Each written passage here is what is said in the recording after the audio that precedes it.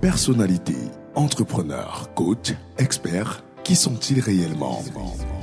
Entre parcours, vécu, émotions, échecs, défis et gloire, il s'ouvre au fil de la conversation sur ABK Radio, l'instant d'une causerie inédite.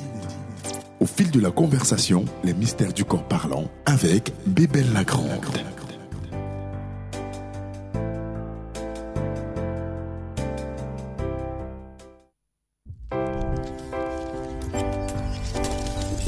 Personnalités, entrepreneurs, coachs, experts, qui sont-ils réellement? Entre parcours, vécu, émotions, échecs, défis et gloire, il s'ouvre au fil de la conversation sur ABK Radio, l'instant d'une causerie inédite. Au fil de la conversation, les mystères du corps parlant avec Bébel Lagrande.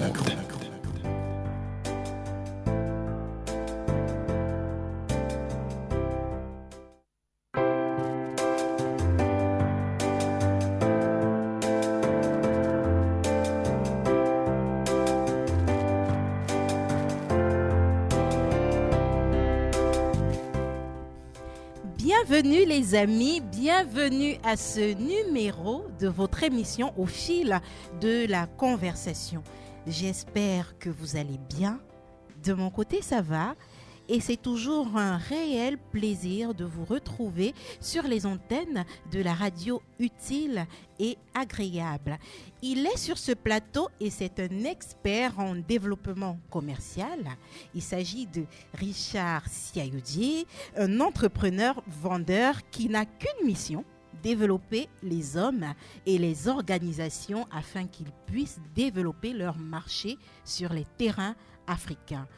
Vous l'avez bien compris, aujourd'hui c'est un univers nouveau, un univers différent que celui des fois précédentes.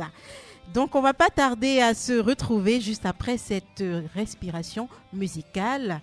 Je suis accompagnée à la technique par William Choualak. Au micro de présentation, je suis Bébel Lagrande. Bienvenue au fil de la conversation sur ABK Radio. Sur kerryjames-officiel.skyrock.com. Nouvel exclu, nouvel extrait de mon prochain album à venir le 31 mars 2008. C'est pour les banlieusards, arabes et noirs pour la plupart, et pour les babtous, les prolétaires. Et le 2 ce sera pour ceux qui rêvent d'une France unifiée. Yeah. On n'est pas condamné à l'échec. Voilà le chant des combattants, banlieusards fiers de l'être. J'ai écrit l'hymne des battants, ceux qui ne font pas toujours ce qu'on attend. Deux, qui ne disent pas toujours ce que l'on veut entendre. Deux, parce que la vie est un combat. Pour ceux d'en haut comme pour ceux d'en bas. Si t'acceptes pas ça, c'est que t'es qu'un lâche. Lève-toi et marche, c'est un pour les miens. Arabes et noirs pour la plupart et pour mes babtous. Prolétaires et banlieusards, le 2, ce sera pour ceux qui rêvent d'une France unifiée. Car à ce jour, il y a deux France qui peuvent le nier. Et moi, je suis de la deuxième France, celle de l'insécurité, des terroristes potentiels, des assistés. C'est ce qu'ils attendent de nous. Mais j'ai d'autres projets qui me retiennent ça. Je suis pas une victime, mais un soldat, regarde-moi. Je suis noir et fier de l'être. Je manie la langue de Molière, j'en maîtrise les lettres. Français parce que la France a colonisé mes ancêtres. Mais mon esprit est libre et mon Afrique n'a aucune tête. Je suis parti de loin, les pieds entravés. Le système ne m'a rien donné, j'ai dû le braver. Depuis la ligne de départ, ils ont piégé ma course. Pendant que les keufs me coursaient, eux investissaient en bourse. J'étais censé échouer, finir écroué, la peau trouée. Et si j'en parle la gorge nouée, c'est que j'ai nagé dans des eaux profondes sans bouée. J'ai le ghetto tatoué dans la peau, je rebelle comme écoué. Mais l'espoir ne m'a jamais quitté. En attendant des jours meilleurs, j'ai résisté. Et je continue encore. Je suis le capitaine dans le bateau de mes efforts. Je n'attends rien du système. Je suis un indépendant. J'aspire à être un gagnant, d'où les perdants. Parce qu'on vient de la banlieue. C'est vrai qu'on a grandi, non, les yeux dans les bleus, mais des bleus dans les yeux. Pourquoi nous dans les ghettos, eux à l'ENA, nous derrière les barreaux. Eux au Sénat, ils défendent leurs intérêts et luttent de nos problèmes. Mais une question reste en suspens. Qu'a-t-on fait pour nous-mêmes?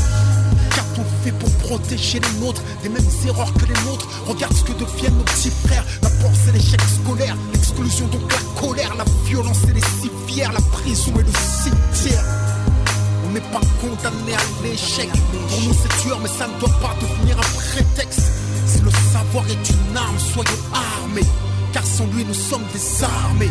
Malgré les déceptions et les dépressions, suite à la pression que chacun d'entre nous ressent, malgré la répression et les oppressions, les discriminations, puis les arrestations, malgré les provocations, les incarcérations, le manque de compréhension, les peurs et les pulsions, leur désir de nous maintenir la tête sous l'eau transcende ma motivation, nourrit mon ambition.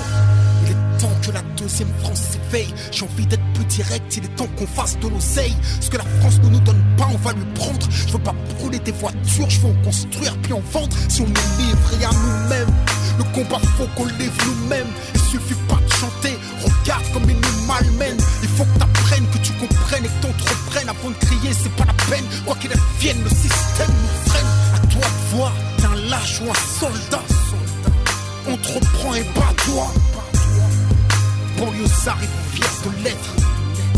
On n'est pas condamné à l'échec. Diplômé, éclairé ou paumé, en 4x4 entrômé, gentil ou chômé, la banlieue a trop chômé. Je sais ce que la France promet et que c'est un crime contre notre avenir que la France commet. C'est pour les discriminés, souvent incriminés, les innocents qui traitent comme de vrais criminels. On a l'image de prédateurs, mais on n'est que des proies capables et coupables, exclus de l'emploi. Si je rechie comme un lion, c'est que je compte pas me laisser faire. Je suis pas un mendiant, je veux prendre ce qu'ils m'ont promis hier. Même s'il me faut 2 fois plus de courage, 2 fois plus de rage, car il y a 2 fois plus d'obstacles et 2 fois moins d'avantages. Et alors, ma victoire aura 2 fois plus de coups. Avant de pouvoir la savourer, je prendrai 2 fois plus de coups. Les pièges sont nombreux, il faut que je sois 2 fois plus attentif, 2 fois plus qualifié, 2 fois plus motivé. Si t'aimes pleurer sur ton sort, si tu aimes pleurer sur ton sort, c'est que tu es un lâche.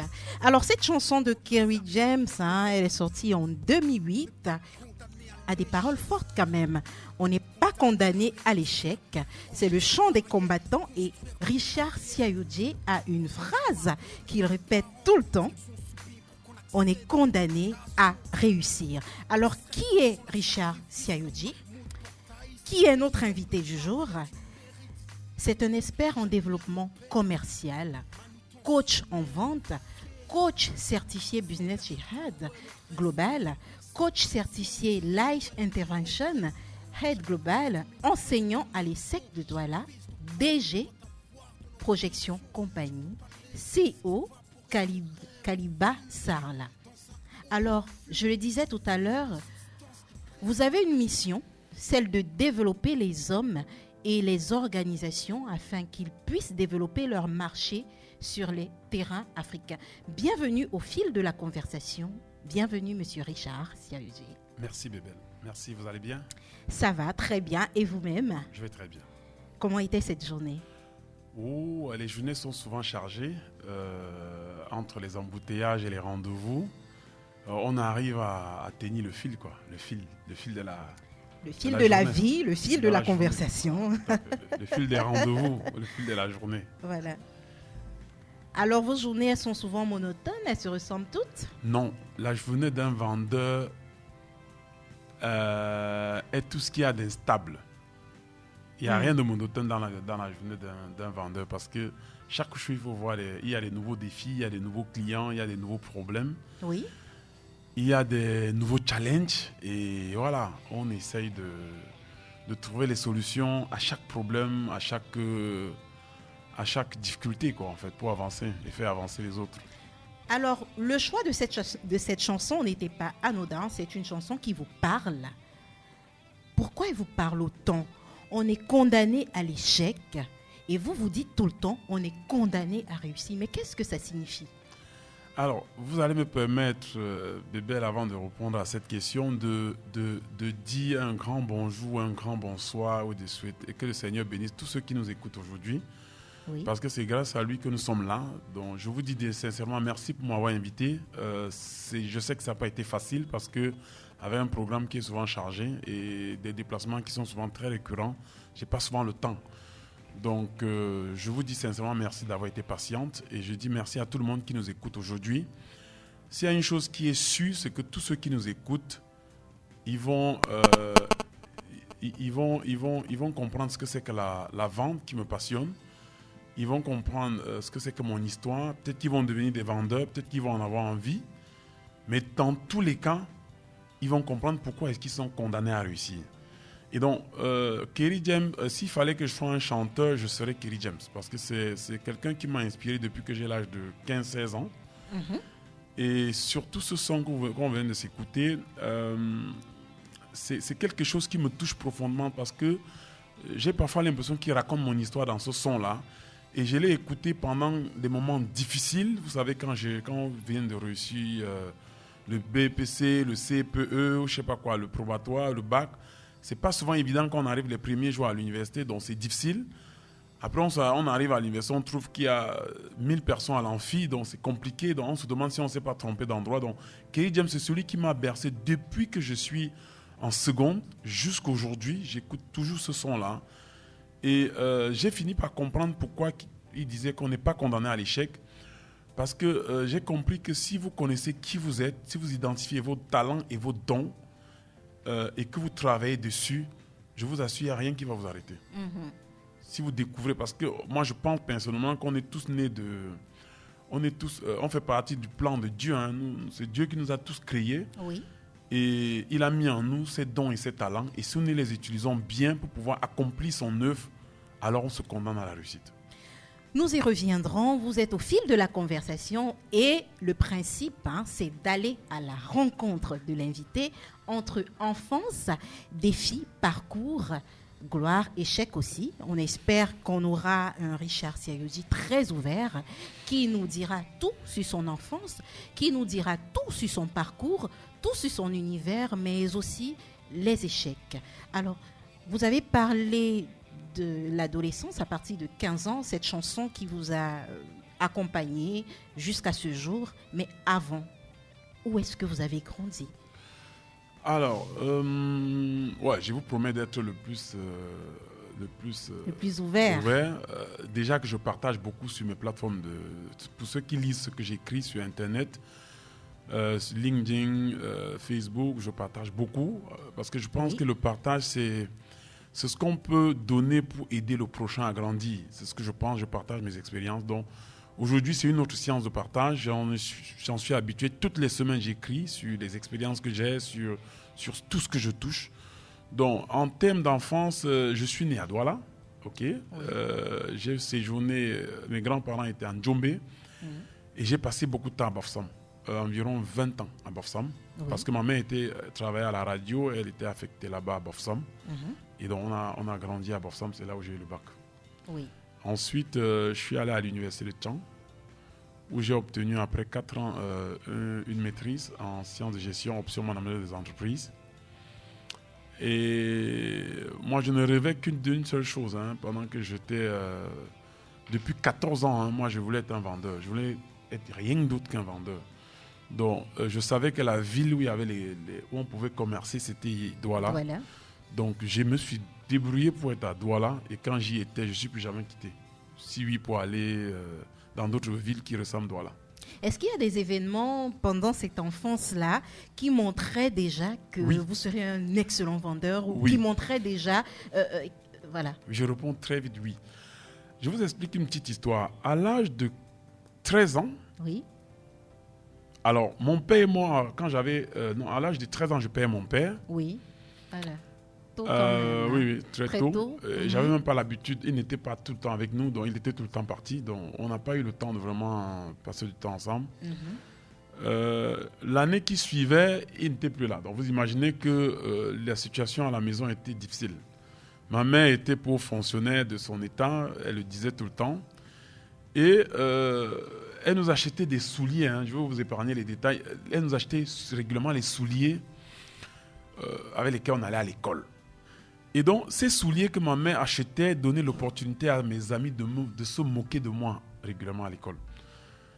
Et ça ne me plaisait pas. Je suis allé 2 ou 3 fois voir ma mère pour lui demander de me changer les souliers. Parce qu'on disait que c'était les souliers des comédiens, en fait. Ah oui. Et j'ai supplié ma mère fatiguée. Elle n'a pas voulu le faire. Et la dernière fois, je suis allé très fâché parce que mes amis m'ont tapé carrément. Ils ont enlevé la chaussure pour mettre dans mon cou. Oui. Et je suis rentré, c'était le vendredi. Le vendredi, on lavait la classe. Hein, c'est-à-dire que il y avait des groupes qui lavaient la classe là. Et à l'ouest, l'eau est rouge. Hein. C'est-à-dire que j'ai été bastonné par mes amis parce qu'il y a un qui s'est moqué de moi en semaine. Et en semaine, il y avait une tradition. Quand vous vous mettez à chou-chamin avec quelqu'un, on programme la bagarre de samedi. C'était automatique en fait. Il y a un mec qui m'a insulté pour ma chaussure et je n'ai pas digéré ça. Donc j'ai réagi en le bousculant. Et tout de suite, toute la salle s'est mobilisée pour dire voilà, c'est samedi, c'est vendredi soir, ça va se faire. Donc. Et vendredi soir, on organisait la bagarre sous l'eau rouge, c'est-à-dire que l'eau salée là. Après avoir nettoyé le sol, après une saison de pluie, c'était rouge. Alors le mec qui était en face de moi, je vous assure, m'a infligé une raclée légendaire. Et pour me faire une petite remise, il a pris mes chaussures, il les a déchirées, il m'a attaché ça au cou. Donc, rentré à la maison, ma mère, elle est partie au travail, elle doit rentrer tard, donc j'ai attendu le lendemain. Je suis allé très fâché voir ma mère dans sa chambre et je lui ai dit une énième fois d'arrêter de m'acheter les chaussures qui donnaient l'opportunité aux amis de me se moquer de moi. Et ma mère a été claire, rigoureuse et violente, comme elle a toujours été. Elle s'est levée de son lit, elle m'a dit qu'on va faire simple. Je t'achèterai plus de chaussures. C'est clair pour toi, donc tu sors de ma chambre. Donc voilà où tout bascule. Après ça, l'histoire est longue. Je me retrouve à la rue, en train de vendre les avocats et les bananes pour m'acheter les souliers. Et c'est comme dans la rue que je me rends compte qu'en fait, j'ai un virus qui habite en moi. Je me rends compte que de temps en temps, le gars prend possession de moi. Et il a totalement le contrôle. Et d'autres fois, j'ai le contrôle. C'est une bagarre avec un mec qui est à l'intérieur de moi et qui me parle bizarrement. Parfois, il me parle bien. Quand je suis en difficulté, il me donne des techniques pour pouvoir... Et je me suis rendu compte, plus de peut-être 4 ans après, qu'en fait, je savais vendre. C'était facile pour moi de convaincre les gens. Et je l'ai découvert au détour d'un grand frère qui vendait au marché de Bofsam, qui est venu à la maison et qui... m'a pris pour aller au marché et ça a commencé à me tilter un peu. J'ai commencé à demander à ma mère, mais est-ce que tu savais que je savais faire ça? Elle me dit, oh écoute, moi je le sais depuis le jour que tu es né. J'ai dit, comment ça? Et j'appelle ma grand-mère aussi. Ma grand-mère me confirme que non, depuis le premier jour que tu es né, on savait qu'il y avait quelque chose qui n'était pas normal en toi, que tu avais ce virus-là. Et donc quand j'insiste, on me dit que je suis né avec une grosse voix. Donc je n'ai pas pleuré comme les autres enfants. Donc je sais qu'il y a quelque chose qui ne va pas. Donc j'ai creusé. Et plus de 10 ans après, je me rends compte que c'est le virus de la vente. 28 ans après, je me rends compte que je suis un condamné à vendre. Et donc, j'ai juste décidé de me balader partout en Afrique pour apprendre au peuple africain à découvrir le virus de vente qu'ils ont en eux, parce qu'ils sont tous des vendeurs. Nous sommes tous des vendeurs. Donc, voilà un peu la petite histoire, un peu raccourcie. Très belle histoire en tout cas. Hein. On vient toujours de quelque part et ce n'est jamais un hasard, clairement. Alors, vous êtes coach en vente. C'est quoi un coach? Et précisément, un coaching commercial, c'est quoi un coach en vente? Alors, pour faire de manière simple, parce que pendant mes formations et mes séances d'accompagnement, je me veux être très pratique parce que ça fait plus de 20 ans que je travaille dans ce métier. Et je dois me faire comprendre par tout le monde, même ceux qui ne sont pas allés à l'école. Parce que c'est eux qui sont souvent les plus grands vendeurs. Ceux qui sont allés à l'école à apprendre la vente se disent qu'ils connaissent. Et ceux qui viennent derrière n'ont rien d'autre à faire que d'apprendre à vendre. Et quand ils apprennent à vendre, ils excellent. Il faut d'abord, et je dis toujours pendant mes séances d'accompagnement, qu'il faut faire la différence entre ce que c'est qu'un enseignant, un formateur, un coach et un mentor. Si vous n'arrivez pas à faire la différence entre ces éléments-là, vous ne saurez pas qui appeler. C'est comme si vous êtes malade, vous allez à l'hôpital, vous voyez un gynécologue alors que vous avez les maux de tête. Ça ne marche pas. Un enseignant, pour faire simple, c'est quelqu'un qui a la capacité de transférer les connaissances. Un formateur, c'est quelqu'un qui a la capacité de transférer les compétences. Vous savez faire, vous ne savez pas conduire, il vous apprend à conduire. C'est un formateur. Vous savez pas faire Excel, il vous apprend à faire Excel, il vous a formé. Donc, il y a un transfert de compétences. Un coach, si vous voulez, c'est quelqu'un qui peut développer vos talents. Je vous donne un exemple simple. Et ton fils, quand il sait jouer, il va à Kadi, il dit au monsieur qui est là-bas que je sais jouer. Le gars dit, j'en sais rien si tu sais jouer ou pas. OK? Et il lui donne rendez-vous pendant la prochaine séance d'entraînement, quoi. Il lui dit, bon, viens à l'entraînement, tu vas jouer, je veux voir. Quand Eto'o-Fils vient jouer, mais le gars se rend compte qu'Eto'o-Fils avait raison, il sait jouer. Et il prend donc l'engagement de l'aider à développer ce talent qu'il a là. Donc, le coach, c'est ça, c'est exactement comme au foot. Vous arrivez à identifier ce que vous avez et le coach, lui, le développe. Aussi simple que ça. Le mentor, maintenant, c'est celui qui a fait un chemin et qui vous aide et tient la main pour que vous puissiez faire le même chemin. Donc, voilà de manière globale. Donc, en matière de vente, un coach, c'est seulement celui qui vous amène à vous entraîner tout le temps pour être excellent en matière de vente.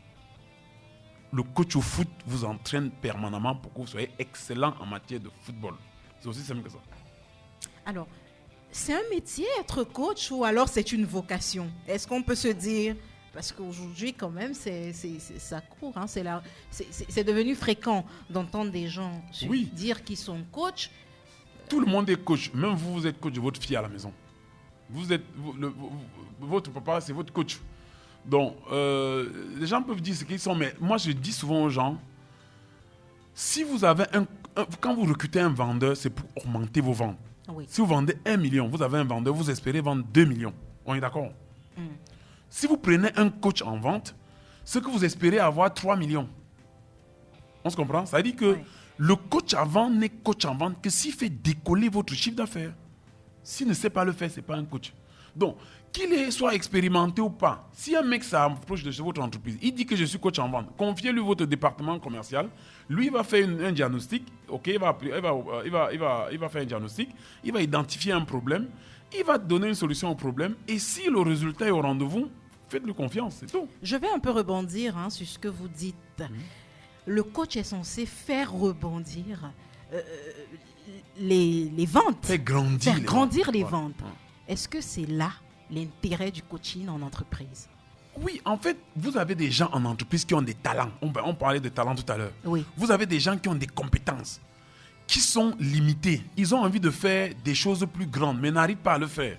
Le coach vient les entraîner à être excellents, à faire plus. C'est aussi simple que ça. Donc, du coup, votre papa, s'il vous apprend à bien manger, c'est un coach. Parce qu'il sait manger, il vous apprend à manger. Oui. La petite fille au quartier qui vous apprend à marcher, c'est un coach. Ok? Oui. Si vous, avant l'émission, je sais pas quoi, vous êtes très excellent en matière d'art oratoire. Si vous apprenez à quelqu'un à être comme vous, ok, à l'antenne, vous êtes coach. Donc tout le monde peut dire qu'il est coach. Moi, j'ai aucun souci contre ça. Maintenant, le coaching a des niveaux. C'est-à-dire que vous ne pouvez pas être coach en art oratoire, je ne sais pas trop quoi, ou bien je ne sais pas quoi, coach pour pouvoir apprendre à manger un enfant. Vous vous levez un matin pour dire que vous êtes coach en vente. C'est un métier qui s'apprend. Parce qu'avant d'être coach, vous devez vous-même savoir ce que vous cherchez. Donc voilà, de manière globale, quoi. D'accord. Alors, justement, dans le coaching, on observe quand même que les clients changent. Les entreprises ont cette difficulté, c'est que les clients deviennent au fil des années un peu plus exigeants. Ils changent sans cesse de comportement puisque le monde lui-même, il mute et nous mutons et nous changeons également avec lui. Est-ce que c'est de ce constat que vient le social Céline? Alors, vous avez une très belle question. Il faut comprendre que la vie n'est pas linéaire. Hier, vous n'aviez pas le même âge qu'aujourd'hui. Hier, on avait un bébé. Aujourd'hui, on en a une autre avec des réflexes différents. Vous n'avez même pas les mêmes pensées. Oui. Vous grandissez. C'est ça. Et plus vous grandissez, vos besoins changent.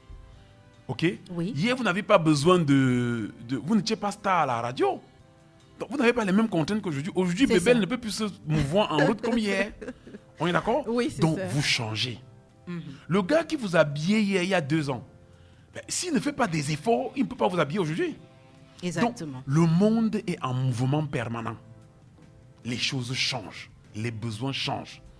Si vous, en face, vous êtes coach, vous êtes enseignant, vous êtes chef d'entreprise, vous êtes un offreur, vous ne changez pas, vous allez être condamné à l'échec. Vous allez vous condamner à l'échec.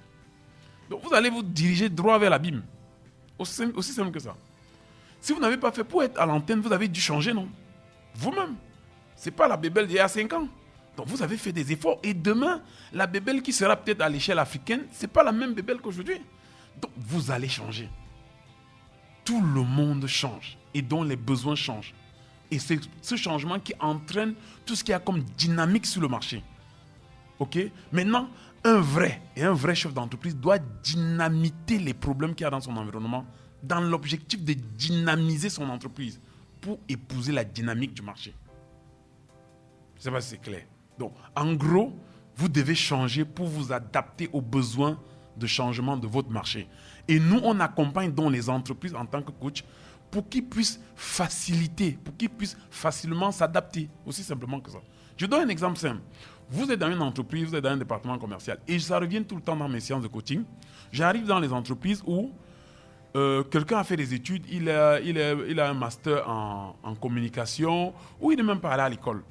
Et lui, il a un vif besoin d'augmenter ses chiffres.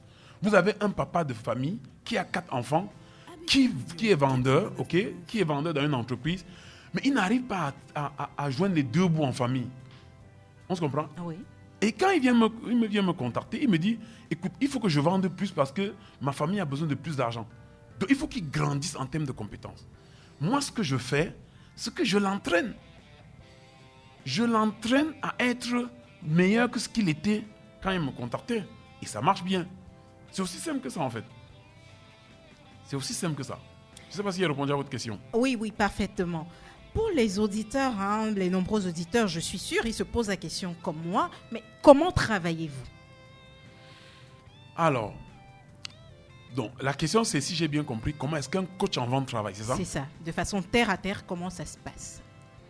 Il faut d'abord attirer les gens. C'est-à-dire qu'il faut d'abord que vous ayez un cas sur la main. Il faut qu'il y ait un problème, en fait.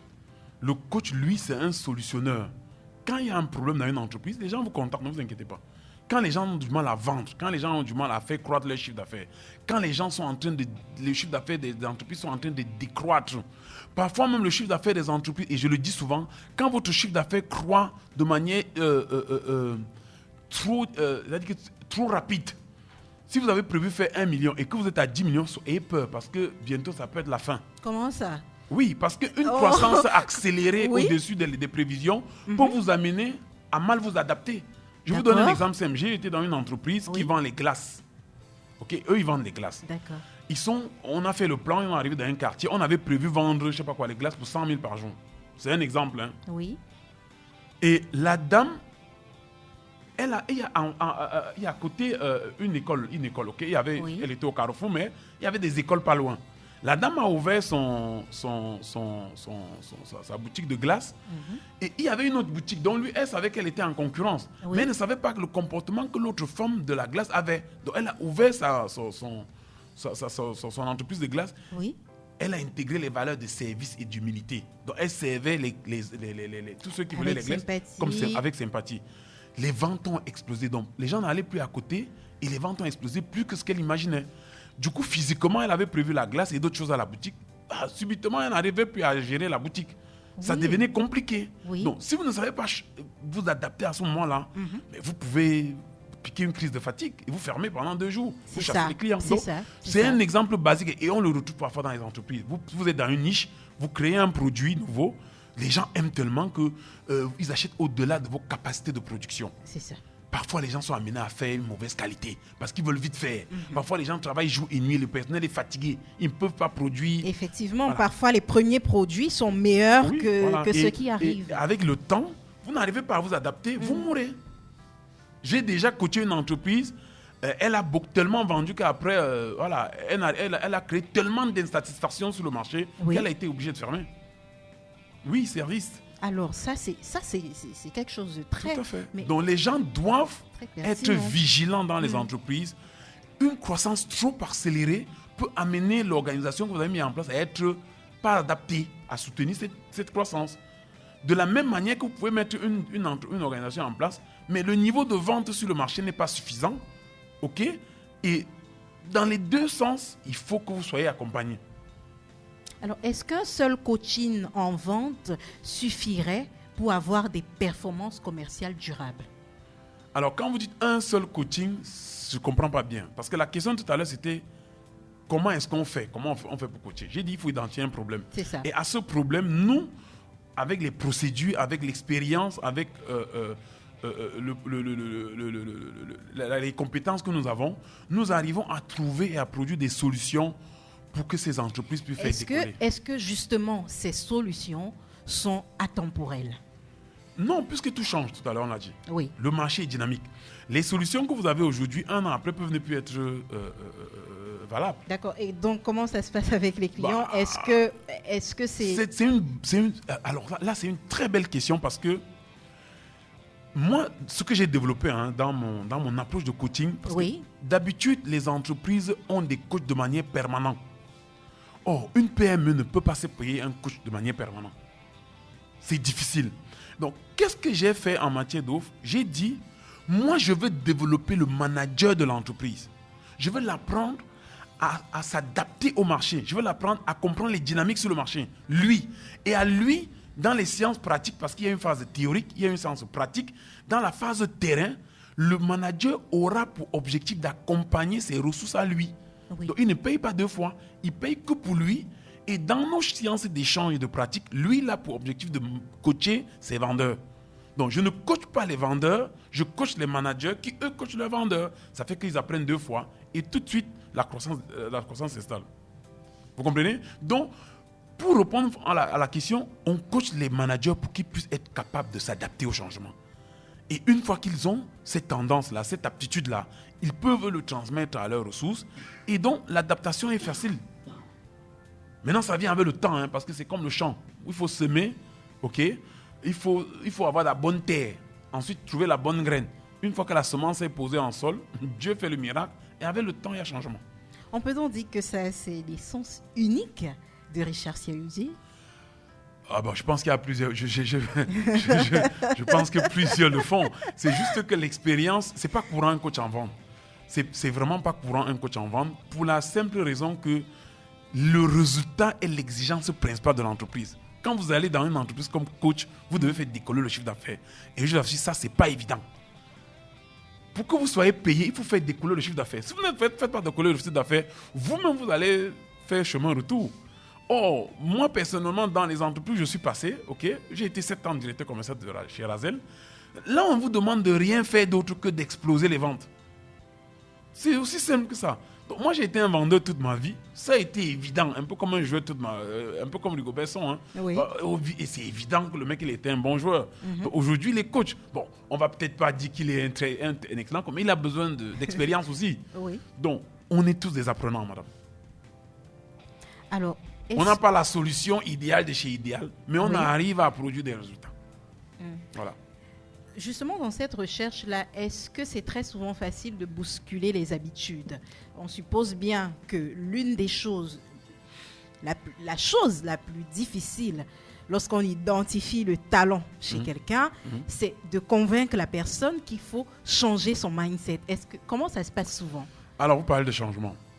Alors, je vous donne un exemple simple. Bébel, imaginez-vous en train de faire votre examen de bac. Oui.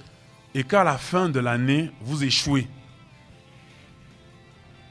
Comment vous vous sentez? Mal, bien sûr. Très mal. Oui. Vous avez envie de solutions. Imaginons que vous créez une entreprise. Oui. Vous investissez 20 millions.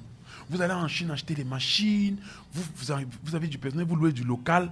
Vous n'arrivez pas à faire du chiffre d'affaires. Bébel, comment vous vous sentez? Vous imaginez un peu?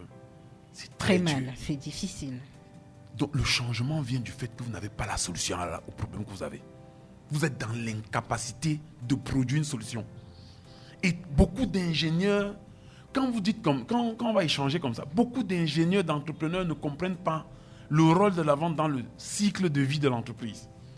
Et parce qu'ils sont bons ingénieurs, ils font des bons produits, ils vont acheter des machines, ils font des bons produits. Mais quand ils n'arrivent pas à vendre, ils n'arrivent pas à payer des salaires, ça commence à poser des questions dans la tête. Ça commence à faire mal. C'est à ce moment-là que nous on arrive, parce que c'est lui qui nous appelle. Parce qu'il a envie de changer. C'est lui qui nous appelle. Quand vous vous sentez mal, vous allez à l'hôpital. Clairement. Donc il faut changer de comportement, sinon vous mourrez. Aussi simple que ça. Donc, Du coup, ça devient un peu facile. Hein. C'est pour ça que nous, on ne va pas souvent. Vous n'allez pas voir un médecin venir vous supplier de venir vous faire une consultation. Non. Si vous êtes conscient et vous avez l'intention d'être en santé, allez le voir quand vous n'êtes pas encore malade. Comme ça, il va vous dire comment éviter de tomber malade. Mais quand vous faites déjà la pathologie, c'est vous qui prenez un taxi, course ou votre véhicule rapidement. Si vous pouvez conduire, vous vous dirigez vers l'hôpital. C'est exactement le même processus. Vous êtes malade, vous nous appelez, nous on vient poser le diagnostic, on vous donne les analyses à faire, on fait les analyses et on vous trouve la solution, vous vendez bien et nous on est contents. Donc la question de changement, elle est automatique parce que quand je viens dans votre entreprise, si vous continuez à faire comme vous faisiez, rien ne va changer. Hein. C'est-à-dire qu'il n'y a pas de miracle. Pour que le changement s'installe, il faut que vous puissiez accepter changer. Si vous faites les mêmes choses qu'hier, vous allez avoir les mêmes résultats qu'hier. Donc si vous venez me voir, c'est parce que ce que vous avez fait jusqu'ici, les résultats n'étaient pas satisfaisants pour vous. Donc maintenant, nous, on vous impose le changement. Bon, parfois, je le fais avec brutalité, hein, parce que les gens, ils ont des habitudes un peu... Oui, c'est pas évident. Exactement, d'abandonner... Au nom de la réussite, presque la totalité arrive à le faire. Ne vous inquiétez pas. Si vous voulez vendre plus, si vous gagnez 1 million et qu'on vous montre comment gagner 2 millions, vous allez y arriver. On va tous y arriver. Alors, vous avez créé votre première entreprise en 2007. On en parle un peu. Pouvez-vous nous parler du parcours qui vous amène à fonder cette entreprise? La seconde, c'est en 2012, hein? C'est bien ça? C'est ça? Alors, moi, j'ai créé mon entreprise quand j'avais 14 ans. Je vous ai dit tout à l'heure. Oui. Parce que j'ai été obligé par ma mère à aller vendre. OK? Donc, moi, dans ma tête, c'est ça. Hein. Maintenant, sur le plan administratif et tout ce que vous voulez, oui, c'est venu beaucoup plus après. Je veux dire que j'ai été toujours, depuis ce jour-là, amené à faire les choses par moi-même. Ma mère m'avait dit, elle avait souvent une parole qu'elle avait dans sa bouche. Je vais vous raconter une petite histoire. Hein. Un jour, ma mère avait l'habitude de manger le bouillon le matin, quand elle allait au travail. Et donc, nous, on est 4 garçons à ma mère. Donc, nous, on était obligés de faire la cuisine. Et ma mère ne mangeait pas ce que nous on préparait parce qu'elle estimait que c'était mal préparé. Et elle disait que c'était bien. Comme ça, on va apprendre à manger ce qu'on consomme. On va apprendre à manger ce qu'on prépare. Même si on fait la merde, on va manger la merde. Donc, je suis allé accompagner ma mère au marché parce qu'elle achetait des condiments pour nous donner le matin. Oui. Elle avait un petit rituel, elle s'arrêtait chez un monsieur qui était à l'entrée de notre quartier, il s'appelait Paco. Oui. Il préparait du bouillon, pâte de bœuf, avec du macabo. Elle aimait bien ça. Donc, elle s'arrêtait le matin pour manger ce bouillon-là. Et elle buvait une 33. Parce qu'elle avait une émission qui passait à 10h à la radio.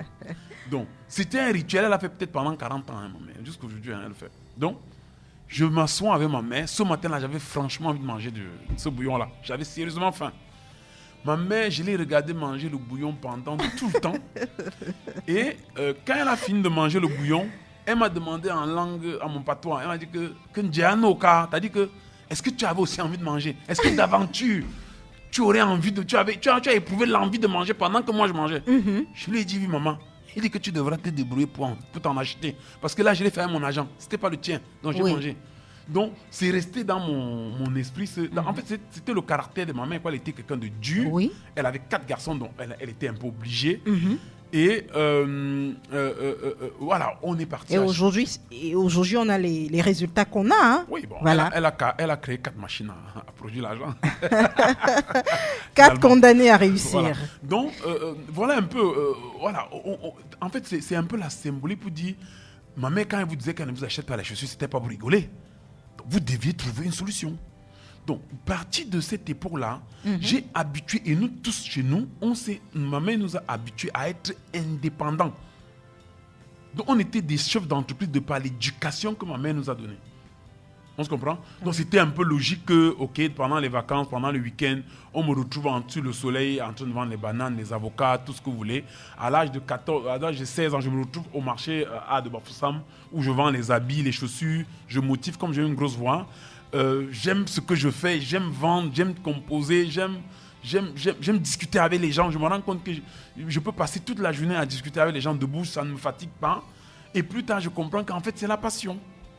Et de cette passion-là, je quitte... en réalité, en terminale, c'était bon. Hein, ma mère avait dit, écoute, tu fais beaucoup d'argent au marché, ne te tape pas la tête à aller à l'université, ça va t'apporter rien. Va au marché, fais des vœux. Et moi, je suis d'accord avec ça. Mais pendant que je vendais les chaussures au marché A de Bafoussam, les étudiants de Tchang viennent acheter des baskets dans mon stand, dans mon comptoir. Oui. Et là-bas, je demande, juste en passant comme ça, pendant que je discute avec ces gens, je demande, mais est-ce qu'à Tchang on apprend à vendre? Il me dit que bien sûr, il y a une faculté où on apprend à vendre. Je dis, ah bon, oui. Mais tu peux aller regarder. Donc je fais un tour à Tchang, je me rends compte effectivement qu'il y a une faculté de sciences de gestion où on apprend cela. Je m'en vais à l'école, je ne sais pas si j'ai bien fait ou pas, parce qu'il y a un papa qui m'a reproché d'avoir fait ça. Parce qu'il me dit que si je n'étais pas allé à l'école, c'est que je serais milliardaire aujourd'hui. Bon, donc je m'en vais à Tchang, je fais l'école, je finis l'école, et je viens, je cherche le travail, c'est compliqué. J'ai toujours ce réflexe de rentrer au marché vendre mes chaussures, même avec la maîtrise. Et donc, après, je m'en vais faire des expériences. J'ai été business développeur dans une entreprise Carrière du Mongo pendant 7 ans. Oui. Et pendant que je suis là, j'ai eu la chance de trouver un blanc. Un Italien d'origine française. Il s'appelait Jules Gondazes. Et ce mec-là, c'est lui qui m'a fait comprendre. Parce que lui, il était directeur commercial chez Bouygues Télécom en France. Et il était directeur général de cette entreprise. Le mec-là, il m'a formé pendant 1 an au métier de la vente. Il m'a tout appris. Et j'ai tout reçu. Ce monsieur-là a transformé littéralement ma vie. Et à partir de cet instant, j'ai dit, j'étais même responsable financier dans cette entreprise. Donc je vendais et je faisais la comptabilité. Parce que j'avais un diplôme de manager en fait. Le mec là m'a dit, écoute, ne perds pas ton temps là-bas, voilà ce que tu vas faire. Et avec lui, on a explosé les chiffres d'affaires de cette entreprise. Et depuis ce jour-là, j'ai plus jamais quitté la vente. Vous n'avez plus jamais quitté la vente. Et en 2007, chaque fois quand j'étais dans les entreprises, parce que j'avais un souci, les bons vendeurs, ils ont du mal à rester longtemps dans un endroit. Donc quand j'ai fait 7 ans dans cette entreprise-là, j'avais plus envie de rester là-bas. Donc je suis parti créer mon entreprise. C'était dur, j'ai connu l'échec, on va peut-être en parler. On va en parler, Je suis rentré chez Razel comme directeur commercial pour me reconcentrer. Et en 2012, je suis revenu... j'ai créé l'entreprise. J'ai créé l'entreprise formellement en 2012. Ça n'a pas marché. Projection compagnie. En 2015, je suis rentré chez Razel où j'allais pour 5 ans. J'ai finalement fait 7 ans à cause du Covid. Oui. Après, je suis revenu m'asseoir.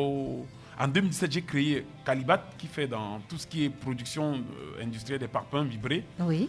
Voilà, on est installé à Yassa là-bas, donc on vend beaucoup on vend les parfums vibrés dans la ville de Douala, quoi. On était deuxième à un moment donné. Donc, j'ai commencé comme ça, mais ce qu'il faut faire, c'est Calibat. C'est-à-dire que si il faut faire une activité, c'est d'aller gérer Calibat, parce que là, il y a beaucoup plus de potentialité. Maintenant, le métier de coach en vente ou d'expert en développement commercial, c'est plus la passion, c'est mon don. Ok, donc c'est plus ce que j'exprime, quoi. C'est une vocation. Moi, je suis content de le faire. Moi, je peux passer on peut parler pendant toute la soirée. Moi, ça me gêne pas, quoi. Alors, c'est plus une vocation qu'un métier. D'ailleurs, vous êtes créateur de concepts et de programmes.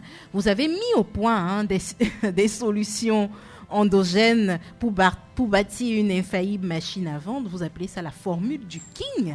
Okay. Ensuite, on a le Kinseline et le Kinteline. Mais qu'est-ce que c'est tout ça? Ah, bonne question. La formule Grosse du question. King. En fait, je vais vous raconter une autre histoire. Mon père, je vous ai dit, est mort très tôt. J'étais jeune. Oui. Donc, c'est ma mère qui a assuré notre éducation depuis qu'on est petit jusqu'à aujourd'hui. Elle est encore vivante. Et à chaque étape de ma vie, une femme a tenu ma main pour que je traverse la route. Et les femmes ont été quelque chose de très décisif dans ma vie. Et plus tard, j'ai rencontré une magnifique femme qui a changé ma vie.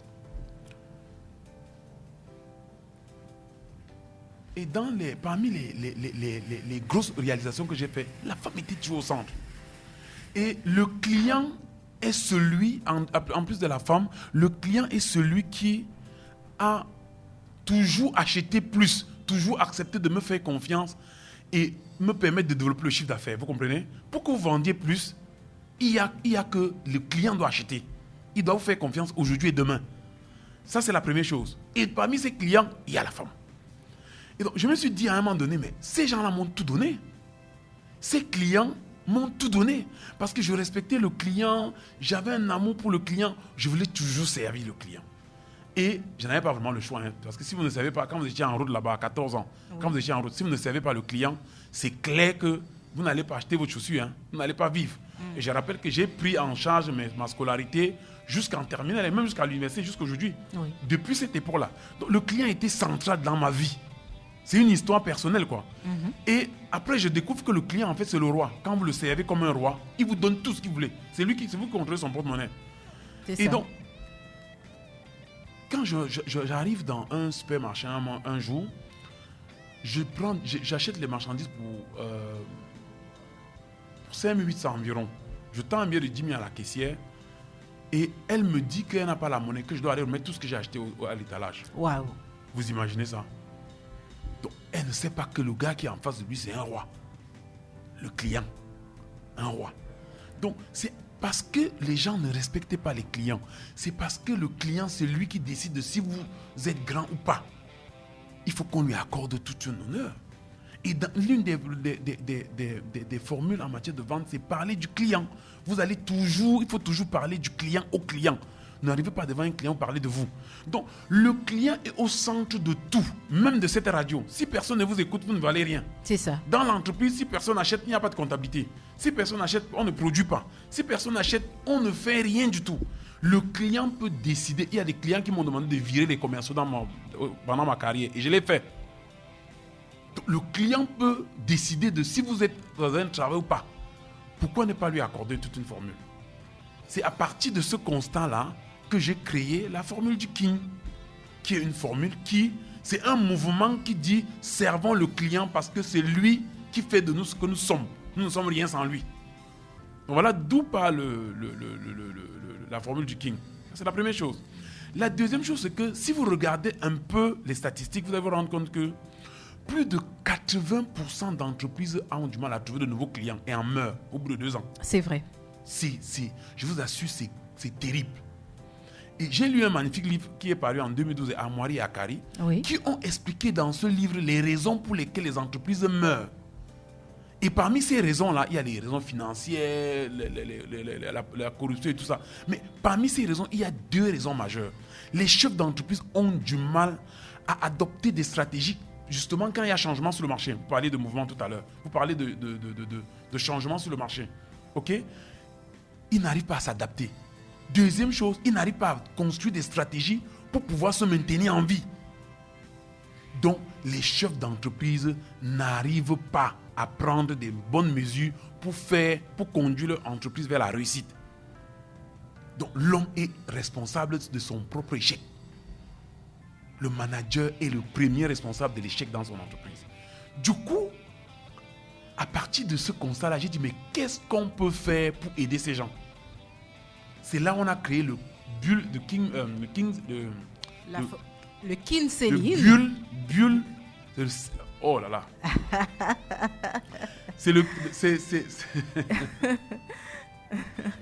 Donc, on a créé ce qu'on appelle le Bull Market Programme. Oui. Le Build Market Programme. Construire les stratégies pour dominer le marché. Dans ce programme-là, nous, on analyse les comportements des gens sur le marché, des consommateurs. Oui. Nous, on identifie les bons leviers stratégiques et on bâtit un plan d'action pour propulser votre entreprise. Ce programme-là, c'est son rôle. Le deuxième programme, c'est le Sales Influence Programme. C'est-à-dire que comme nous sommes tous des vendeurs, autant mieux influencer le comportement de tout le monde pour qu'on ait déjà tôt un comportement de vendeur. Parce que demain, qui sait? Chaque jour que vous levez chez vous, la tenue que vous portez, l'exercice d'habillement, c'est un exercice de vendeur. Quand vous dites à votre enfant, si vous réussissez le bac, je vous donne un ordinateur, c'est de la vente. Vous échangez la réussite au bac avec un ordinateur. Quand vous dites à votre mari que, écoute chérie, je veux que tu m'emmènes en boîte ce soir, je veux que tu m'emmènes danser ce soir, oui. Et que votre mari avait envie de dormir, vous êtes vendeuse. C'est ça. Donc, la vente, c'est pas seulement aller échanger un bien contre l'argent, non. Nous sommes tous des vendeurs. C'est pour ça que le Sales Influence Programme, c'est tous les outils, les techniques qui ont pour rôle de faire de vous un vendeur d'élite, un grand vendeur. Ensuite, il y a le Sales Force Programme, parce qu'il y a des gens on a compris sur le marché qu'il y a des gens qui ne veulent pas du tout s'asseoir pour bâtir une stratégie, qui ne veulent pas former leurs vendeurs. Okay? Le Sales Force Programme, c'est dit que nous, on vous donne les vendeurs, on forme les vendeurs qui vont vous aider à propulser votre chiffre. Et maintenant, le dernier bébé, c'est le King Building Programme. Donc, le King Building Programme, on s'est rendu compte que dans les entreprises, les commerciaux se battaient pour des questions de commission, pour des questions de jalousie, pour tout type de problème. Les commerciaux ne s'entendaient pas. C'est la crise. Quand les gens ne s'entendent pas, le chiffre d'affaires baisse. Baisse, clairement. Donc, le King Building Programme se dit, nous, on vient dans votre entreprise, on vous entraîne, on vous organise, on crée la cohésion, on crée l'amour, l'entente, pour que vous soyez en même de servir le roi, qui est le client. C'est magnifique, hein? Magnifique. Alors, on imagine bien que vous avez connu des échecs. Pour vous, le King, c'est quoi l'échec? Ah, bon, ça c'est une question un peu... On ne va pas être d'accord avec tout le monde en ligne. Alors, j'ai connu ce que vous appelez échec. Disons comme ça pour l'instant. J'ai connu ce que vous appelez échec. En 2012, quand j'ai créé mon entreprise, j'ai 40 millions dans mon compte. 2 ans après, j'ai plus rien du tout. Donc en 2015, quand j'ai rejoint Razel, je suis endetté. Ça n'a pas marché. Je me suis trompé de stratégie. Moi-même qui étais censé bâtir les stratégies, je me suis moi-même trompé de stratégie. Et c'est ce que vous appelez l'échec. En fait, quand j'ai regardé de manière assez profonde, je me suis rendu compte qu'en fait, les gens qui échouent ont atteint un niveau de résultat, mais pas satisfaisant. Prenons un cas simple. Vous êtes élève, vous avez une note de 10 sur 10, de 10 sur 20, vous avez la moyenne, vous passez en classe supérieure. Mais si vous avez 8 sur 10, vous échouez. C'est ça, non? C'est ça. Donc vous êtes recalé. Donc l'échec, c'est que vous avez atteint un niveau de résultat, mais pas suffisant pour passer. Parce que si vous demandez la définition de l'échec, vous n'allez pas m'expliquer. L'échec, c'est que vous avez atteint un niveau de résultat 8.